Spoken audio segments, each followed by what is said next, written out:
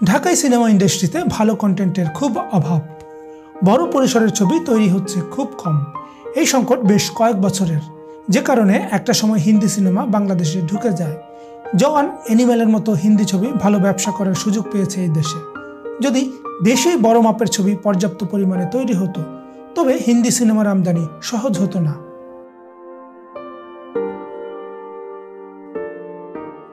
অন্তরাত্মা এমনই একটি বড় আকারের ছবি। শাকিব খানের মতো শীর্ষ তারকা ছবির নায়ক, আবার ছবির বাজেটও বড়সড়।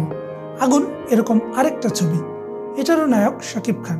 এই দুটো ছবি সময় মতো মুক্তি পেলে ইন্ডাস্ট্রি লাভবান হতো। এই যে কন্টেন্টের অভাবে হিন্দি ছবির আগমন এবং সিনেমা হল বন্ধের হিড়িক, এটা রুখে দেওয়া যেত আগুন আর অন্তরাত্মার মতো ছবি নিয়মিত তৈরি হলে এবং নিয়মিত সিনেমা হলে মুক্তি পেলে।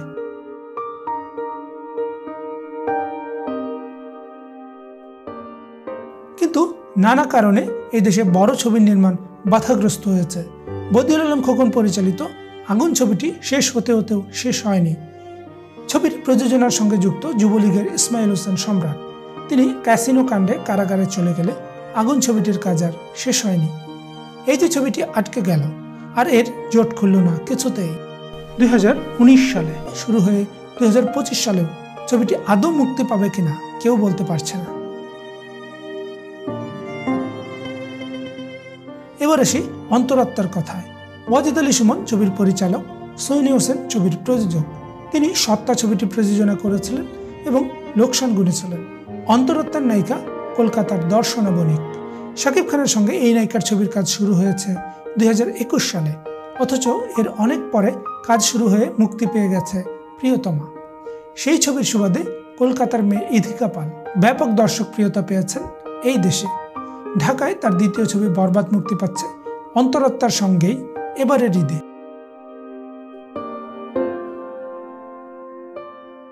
হ্যাঁ, অবশেষে অন্তরাত্মা মুক্তি পাচ্ছে। প্রায় 4 বছর আটকে থাকার পর মুক্তির স্বাদ পাচ্ছে অন্তরাত্মা। এর মধ্যে অনেকগুলো উৎসব গেছে যেগুলোতে মুক্তি পেতে পারত ছবিটি। দর্শকদেরও আগ্রহ ছিল ছবিটির প্রতি। শাকিব ভক্তদের কথা না হয় ছেড়েই দিলাম।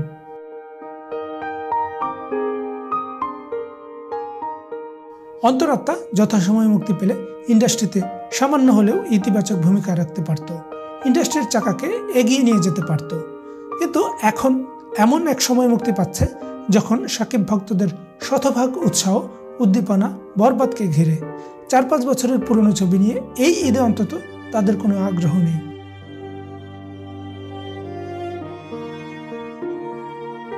এটাই খুব স্বাভাবিক। ঢালিউডে যখনই কোনো ছবি দীর্ঘসূত্রিতায় পড়েছে, সেই ছবির প্রতি আগ্রহ হারিয়েছেন দর্শক। দীর্ঘদিন ক্যানবন্দি থাকার পর কোনো ছবির ভাগ্যেই জয়মাল্য জোটেনি। গত বছর অন্তরাত্মা ছবির পরিচালক ওয়াজেদ আলী সুমনও সে কথাই বলেছেন পত্রিকায়।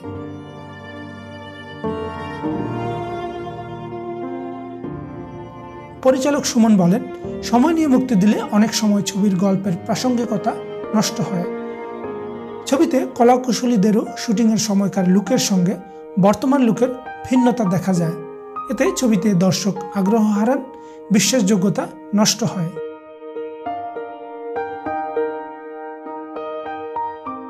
অন্তরাত্মা কেন আটকে ছিল?